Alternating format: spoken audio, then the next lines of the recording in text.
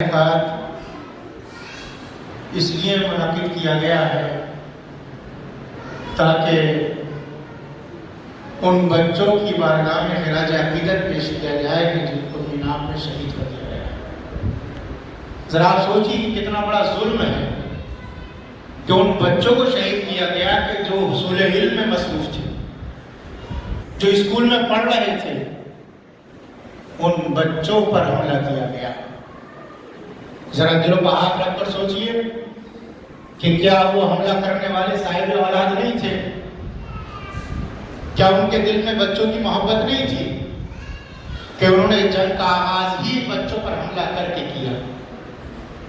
یہ چھوٹے چھوٹے بچے، ان کی کیا خطا تھی؟ انہوں نے کیا جرم کیا تھا؟ کس خطا میں ان کو شہید کیا گیا، ان کو قتل کیا گیا؟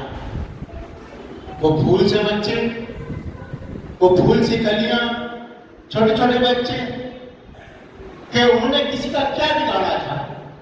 آخر کیوں ان کو شہید کیا گیا، ان کو کیوں قتل کیا گیا؟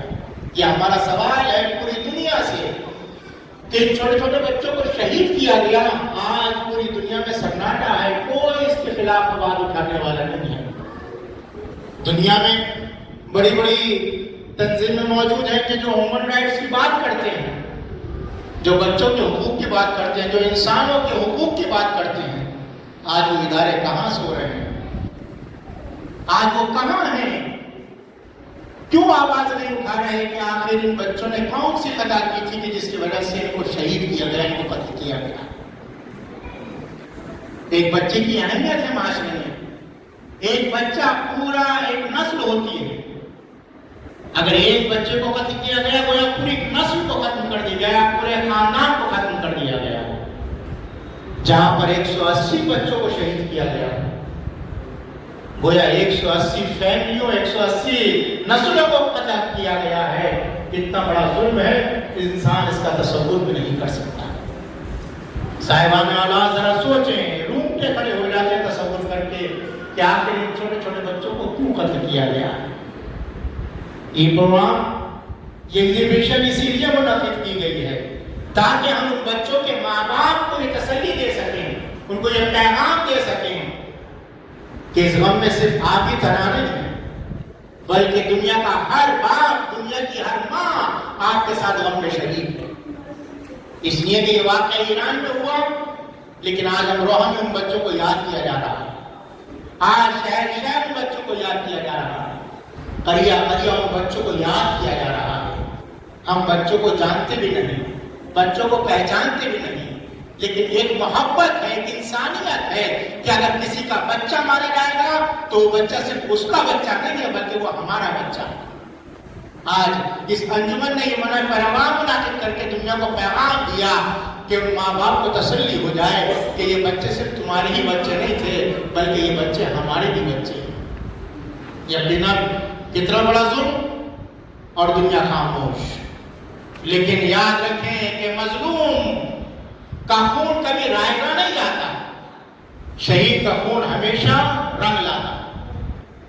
یہ بچے بچپنے میں دنیا سے ضرور رخصت ہو گئے، لیکن ان کا نام، ان کا پیغام، ان کا میسج دنیا پہ باقی رہے گا اور ہمیشہ دنیا اس کو یاد رکھے گی۔ یقیناً آپ دیکھیں کہ جنگ کا آغاز ہی اس سے کیا جا رہا ہے۔ یہ بچے علم میں مصروف تھے، عبادت، علم حاصل کرنا عبادت ہے، گویا عبادت میں مصروف تھے۔ یہ بچے دنیا سے چلے گئے، آج ان کو یاد کرنے کے لیے پورا شہر جمع ہے۔ بچے بزرگ بھی آ رہے ہیں، خواتین بھی یاد کر رہی ہیں، اور چھوٹے چھوٹے بچے بھی بچوں کو یاد کرنے کے لیے آئے۔ ذرا دیکھیے کہ کتنی بہترین ڈرائنگ ان کی لگی ہوئی ہے، ان کے فوٹو موجود ہیں، ان کی ڈرائنگ موجود ہے۔ اس سے اندازہ ہوتا ہے کہ بچے کتنے ہونہار بچے تھے، اہل فن تھے۔ ان کا آرٹ، ان کی کلا دیکھ کر اندازہ لگتا ہے کہ یہ بچے کوئی معمولی بچے نہیں تھے بلکہ بچے باہنر بچے تھے۔ یقیناً ماں باپ کے لیے بہت سخت مرحلہ ہے، بچوں کا دنیا سے جانا ایک سخت مرحلہ ہے، لیکن یہ ایگزیبیشن، اس طرح کے پروگرام یہ اسی لیے منعقد کیے جا رہے ہیں تاکہ دنیا دیکھ لے کہ اس کے ماں باپ ہی تنہا نہیں ہیں بلکہ ہم بھی ان کے ساتھ شریک ہیں۔ یقیناً یہ غم ہمارے لیے قابل برداشت نہ ہوتا اگر ہمارے سامنے کربلا کے بچوں کا غم نہ ہوتا۔ کربلا میں بچے کیسی کیسی قربانیاں دی ہیں کربلا کے میدان میں بچوں نے۔ حد تو یہ ہو گئی کہ 6 مہینے کے بچے نے کربلا میں قربانی پیش کی۔ آج تک کسی دنیا میں کسی اتنے کم عمر کے بچے نے قربانی نہیں پیش کی کہ جتنی قربانی کربلا میں پیش کی گئی۔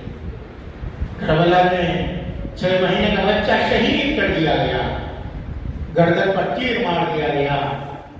باپ موجود ہے، ماں موجود ہے۔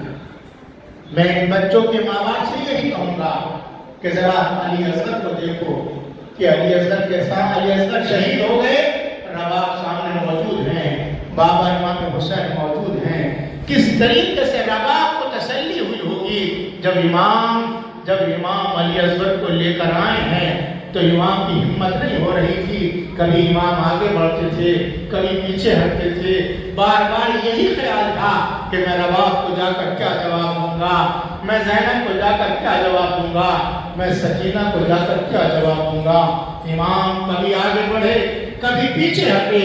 انا للہ و انا الیہ راجعون کی تلاوت کر رہے ہیں، یہاں تک کہ امام در خیمہ پر پہنچے اور پہنچنے کے بعد روایت میں ملتا ہے کہ سب سے پہلے سکینہ در خیمہ پر آئیں اور آنے کے بعد کہا بابا آپ علی اصغر کو پانی پلا لائے اور میں خیمے میں پیاسے رہے۔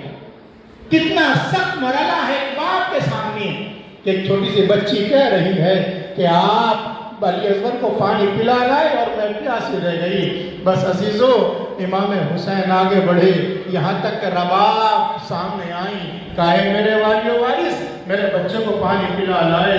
بس امام کیا جواب دیں؟ ایک مرتبہ امام نے آبا کا دامن ہٹایا۔ ذرا آپ سوچئے، جیسے آبا کا دامن ہٹایا اماں کیا دیکھ رہی ہے کہ امام کے ہاتھوں پر بچہ ہے اور اس کی گردن میں تیر لگا ہوا ہے۔ ماں نے کیسے برداشت کیا ہوگا؟ اللہ اکبر۔ بس ایک مرتبہ ماں نے بس ایک مرثیہ پڑھا، یا بنیا مثلک ینہر، اے میرے بچے کیا تجھ جیسے بچے بھی اس زمین پر رحم کیے جاتے ہیں؟ اللہ اکبر۔ علی اصغر شہید ہو گئے، ماں نے کیسے برداشت کیا ہوگا؟ بس میں بچوں کی ماں اور باپوں سے یہی کہوں گا کہ آپ کے سامنے کردار موجود ہے جناب رباب کا، آپ کے سامنے امام حسین کی سیرت موجود ہے۔ بس جس طریقے سے انہوں نے صبر کیا اسی طریقے سے آپ صبر کیجئے اور یقیناً شہیدوں کا خون رنگ آئے گا۔ معمولی بات نہیں ہے 180 بچوں کو شہید کر دینا، 180 نسلوں کو ختم کرنا معمولی بات نہیں ہے۔ اس کا ضرور انتقام لیا جائے گا اور اللہ ضرور اس کا بدلہ لے گا۔ وآخر دعوانا الحمدللہ۔